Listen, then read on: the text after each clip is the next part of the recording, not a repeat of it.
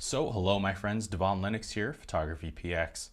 In today's video I want to show you my settings that I use when I'm recording audio for YouTube videos on the Fujifilm X-T200. I will also do a video detailing how to do this on the Fujifilm X-S10 as well, but the process will be the same between both of these cameras. You can also find timestamps in the description box down below, so there you can see when I'm going to talk about certain aspects of how to check audio and record audio using this camera. And you can also scrub through the video right now to skip through some sections if you'd like. But with that out of the way, let's get into the step-by-step instructions on how to actually set up and configure audio on the X-T200. So here we are on the Fujifilm X-T200. We're going to go into the main menu. We're going to go over to the video menu. Use the front command dial to switch over into the second page, and we're going to go to audio setting. In this particular menu is where you're going to find all of the information that details how to configure the camera's audio input. You can set the levels, you can also enable various filters, and do much more to configure the audio as you see fit to best suit how you speak and the particular audio recording equipment that you're using. So here we are back on the X-T200. The X-T200 breaks down internal and external level adjustments, so you can configure both the internal microphone and the external microphone or recorder that you're using. By default, this is going to be set to auto. Since I'm using an external microphone, I just turn that off. You don't have to necessarily turn that on or off. I'm just gonna let you know that's what my setting is. But here, crucially, if you're using an external audio recorder like I am, I'm using the Saramonic Blink 500 wireless lavalier system. What you're gonna have to do is, by default, this is actually gonna be turned off. You're gonna want to put this to manual. In the next subsequent section of the video, I will show you how to set levels as well. But for right now, you can just set it to -20 dB. dB is basically a ratio of the relative signal to noise level. It's just kind of a ratio and a notation that we use when we're talking about audio signal to noise levels. But you can set it right now to -20, and then I will show you later in the video how to actually set your levels using a wireless lavalier system. Select that and we'll come out of the menu. Down here, you also have some other bonus options. Now, this is going to be dependent on if you're using the internal microphone or if you're using a shotgun microphone outside. If you're using a wireless lavalier system, you may not really need to put on these settings, as they are going to equalize and cut various sections of the signal, and that may make your voice sound muffled. So in general, it may not be the best option if you're in an area that doesn't have wind or a lot of extra noise. But if you are recording outside and you're using a shotgun microphone that's mounted to the top of the hot shoe on this camera and then plugged into the microphone input, then you may want to enable these settings. Essentially, what's going to happen when you set the mic level limiter, this is going to enable a limiter on the camera's audio input. A limiter is basically a maximum value that your audio can go to prevent clipping. The limiter in general is just going to add a little bit of compression using a hard curve, and it's going to stop the audio from distorting and clipping. By default, I don't enable this particular feature on any of the cameras that I'm recording, but you can if you feel that the levels that you're going to be recording are going to vary wildly and you don't want the audio to get distorted during the clip. So you can enable that if you feel that's necessary. The wind filter down here, the wind filter is going to cut high-end frequencies. That's where you normally find white noise that's associated with hiss and wind outside. It will apply a gentle curve on the high end of the frequency that will reduce a lot of that hiss and noise outside. Since I'm recording inside right now to do a YouTube video, I do not turn this on. If I was recording outside, it may be something I would enable, but you can also do this in post-processing as well. So you don't necessarily have to do it in camera. Very much optional if you want to do it in camera, but if you're going to be processing your audio after the fact, then you can definitely do it in post-processing if you'd like. The low cut filter, on the other hand, does the exact opposite of the wind cut filter. It applies a low cut to cut low end frequencies and rumble and bass and kind of reverberations, low end reverberations out of your audio recordings. So if you have kind of muffled sounding audio in the background, the low cut filter would help remove some of those frequencies.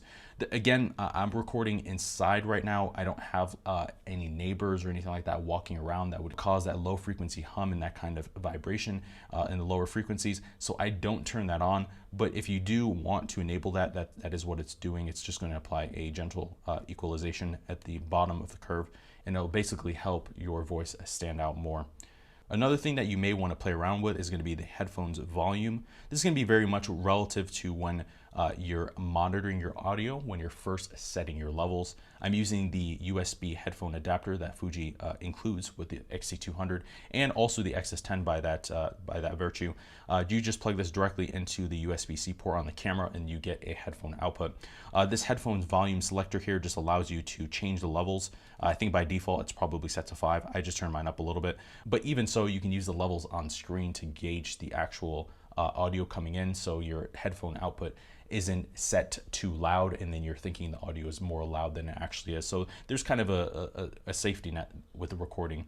Another thing that you're going to want to do in this menu is go down to the microphone/release, click that, and then you're going to make sure that this particular option is set to microphone. If it's set to release, essentially what's going to happen is that when you connect your microphone, it's not going to understand and interpret the right signals, because the camera is expecting a signal from an external shutter release, which is something that you would use for long exposure or time lapses. So I want to make sure that I notate that this should be set to microphone. If not, the audio input is not going to be configured to work properly. But with that out of the way, let's move into the remainder of the settings. Now, in this section of the video, I want to show you how I connect and how I actually record audio using the X-T200. I will connect my Saramonic Blink 500 wireless lavalier system, which I'm actually wearing right here. You can't see it, it's actually out of frame. I do have it connected and I'm recording directly into the XS10 right now using that system, but I'm going to install that into the Fujifilm X-T200 and I'll show you how I set my levels and we can go from there. So now what I'm going to do, I'm going to connect the Saramonic Blink 500 receiver to the Fujifilm X-T200. This particular device connects to the hot shoe on the camera, and then the audio cable, which is a 3.5mm to 3.5mm cable, connects to the camera's audio input. Now we're going to head back over into the main menu and we're going to go into the audio menu and we're going to go to the external microphone input, and now we're going to set our levels. Here, the main thing that you're doing is that you're going to talk and you're going to repeat the same sentence over and over until you get the levels of your normal speaking voice. So for me, I'm just going to do our intro for PhotographyPX, and I will use that as a gauge to set my levels. If you look at the meter on the right-hand side of the screen, you want this to be in between the -20 level that's already set by default on the camera and 0, which is the absolute maximum that this meter goes up to. You want it to be set roughly about halfway in between those two so that the levels that you're getting are somewhere between -6 and -12 dB. The reason why you're doing it that way is because it gives you enough headroom. So if you speak loudly in one section of your video, then likely that section's not going to distort and clip and be overly apparent that there was an audio issue to your viewers. If you don't leave enough headroom, it's very likely that if you speak too loudly, then it's going to distort and there's going to be kind of a crunchy audio sound, and you don't want that during your videos. So you want to make sure the range is somewhere between that particular range.